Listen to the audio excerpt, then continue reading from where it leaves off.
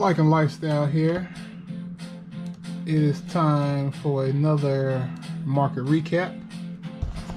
It is Friday, September 24th, round 44 or 14 of the new 30. We're almost halfway through the second round of 30. Decided to try a little happy-go-lucky music today, even though today was a pretty shitty day for me. I wouldn't say shitty day, just a poor execution on my part day. First thing first, get the merch, get the playlist, follow me on IG, follow me on Twitter. Now, today's market was quick, I'm gonna say. There was about 12 to 15 trades I was watching all together. And of those 12 to 15 trades, about half of them or more than half ran, but a majority of them ran very quickly. I'm talking in the first 15 to 20 minutes of the day, and then didn't really do anything else. A couple of them came back up, a couple of them never came down, and I decided to play what was left after that round, and I got chopped out of every single play I took. One play, I just got one play I cut too early, one hit a stop loss, one I cut perfectly, and one I cut. Well, the last one I shouldn't have really got in because I had already missed the move, but I thought I can catch a rebound. So, first trade first. Pfizer, PFE.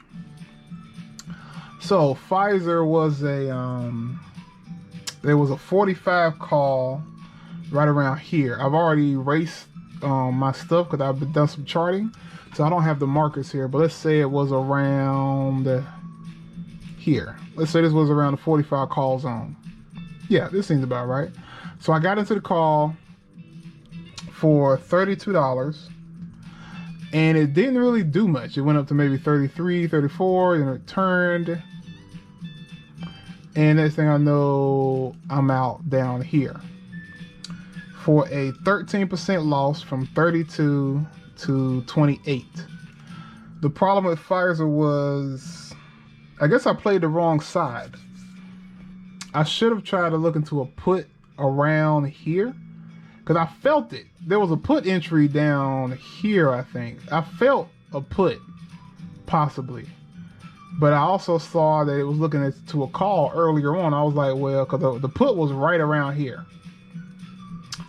And it went up, and I was like, well, maybe it'll hit a call up here, but it didn't, and it hit a put. And the put should have been the play I took, so that's on me. That was a stop loss trade. Gilead, I took a 67.50 put right around the 4-hour entry for $42. I got into, did I do the put? Yeah, I did a put.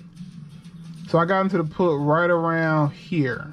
I think it was like right around this part, and it went down. It went, I don't think it was here. It was here actually. So I got into the trade around here. It went down a little bit more, then it pulled back. And on the pullback, I didn't like how it was moving, so I cut it quickly. I cut it for a 2% loss from 42 to 41, so I lost $1. Last trade I lost $4. So this wasn't really a bad trade, but I cut it too early. My stop loss was 39.40, and it's got as high as no, my stop loss was 38, and this got as high as I think 39, or as low as like 39, maybe 40. I don't think it really got that close. I cut it pretty early. I cut it too early because shortly after I cut it, it started to go in the direction I wanted. And I think this trade is currently up. Let me see. Let's see, it was a 67.50 put 42 to 47. So it was up about 10%.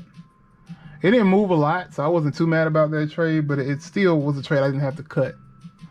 So I'm a little too hesitant there. So going forward next week, I may be a little more diamond hand. I have a very small stop loss of 10%, and usually it doesn't hit me any harder than 15%. So I may just let those live. And just, if it hits, it hits. If it doesn't, it doesn't. Because a few times I've seen a trade go in my favor, and I was just too nervous to get into it. And vice versa, I'll cut it early because I think it's about to die, and then it continues to run after that. So, working on that. Trade number 3, Coca-Cola. It's Coca-Cola to the put side.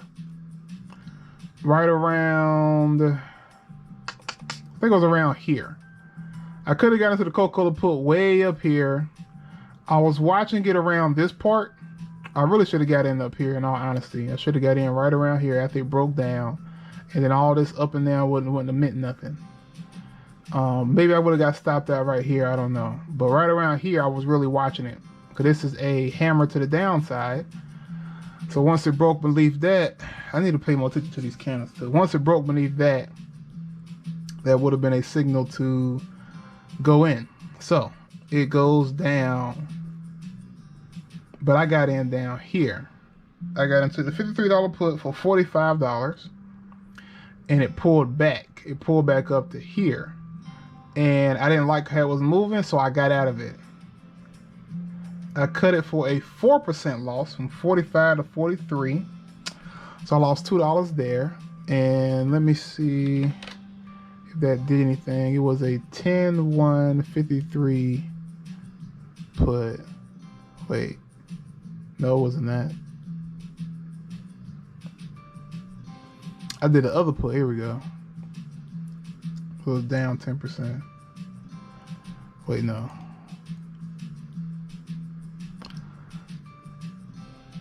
So it's still around the price it was.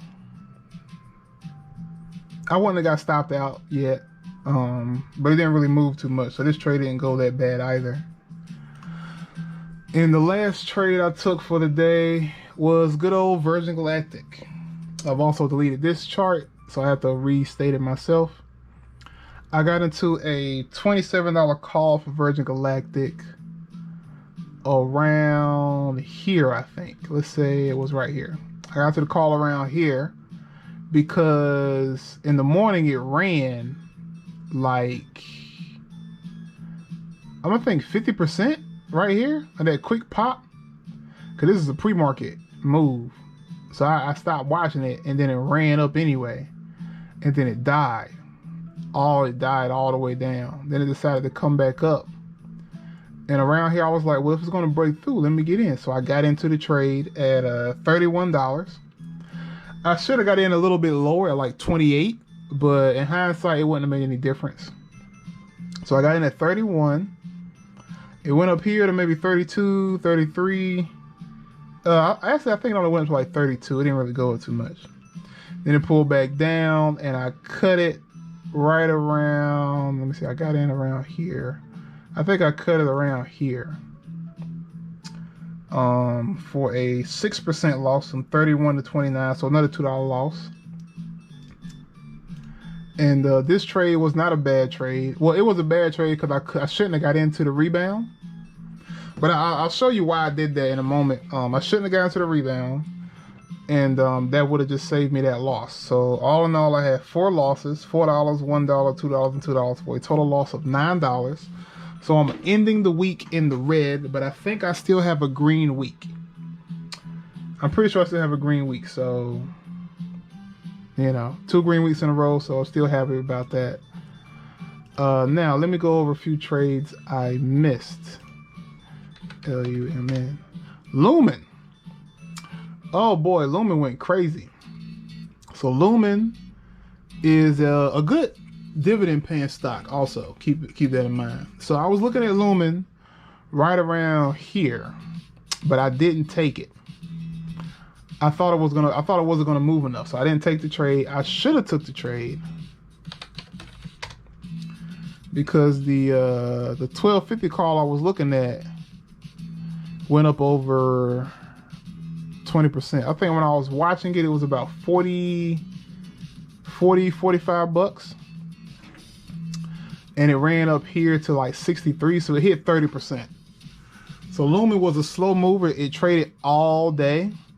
It ran up here for a quick 20-some odd percent, pulled back down, and gave you a chance to get in again.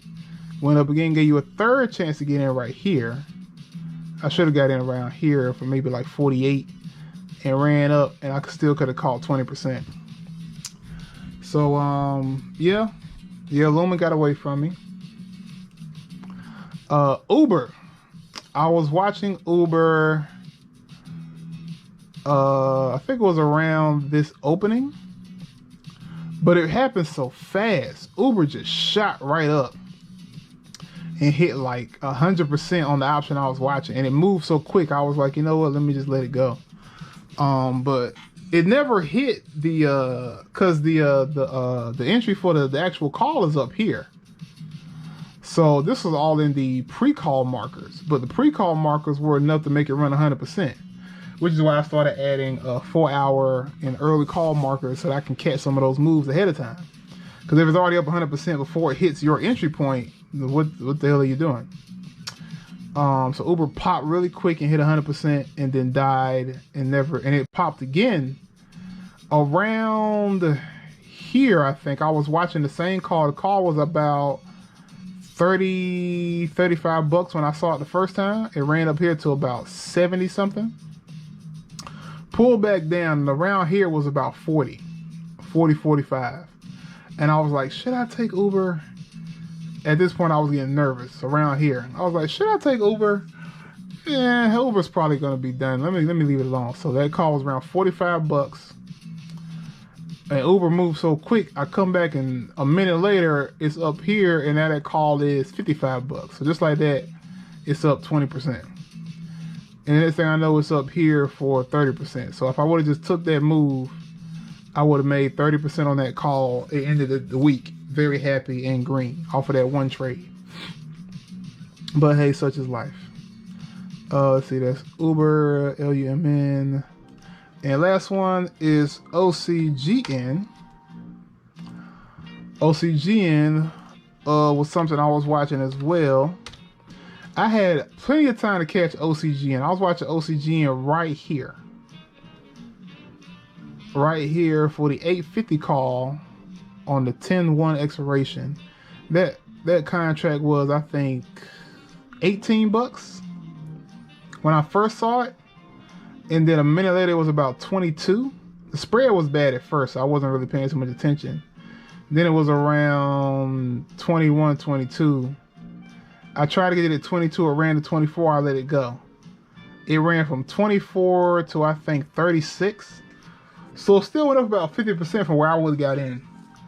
And it never really died too much. If I would have got in at 24, I don't think it hit 21. So I would have been good regardless.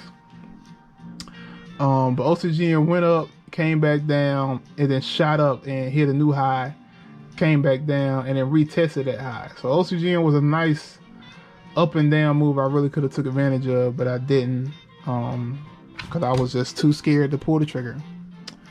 And to call back to trades going in your favor the next day, Jetblue. As you remember yesterday, I cut the $16 call from 48 to 48 right around here, I think. Because I didn't like the way it was moving. It had moved up to here and it pulled back, and I got out right here. It danced a little bit under, then it went up, went down a little bit again, then it kind of closed around here. So it was already up. And then today it broke over $16, which is what I was looking for. And the $16 call went up over almost 50%, almost. From 48 to, I think, 75. Close to 75, maybe 70, I think. So that was a nice move on that. JetBlue was really slow yesterday, but it definitely did its job today. And I just didn't take it. And those are the trades of today. So much time I got? Oh, 15, yeah. So what did I learn today? What I learned was, one, I have to narrow my scope even more. There's a strat video, I think the guy's name was Joseph Bradley or something like that.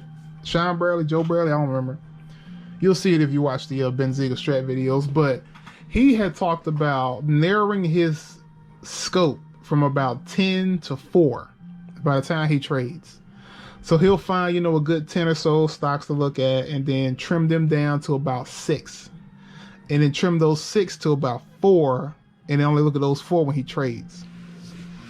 And I'm noticing a lot of the guys I see that make huge gains in the market don't look at a lot of tickers.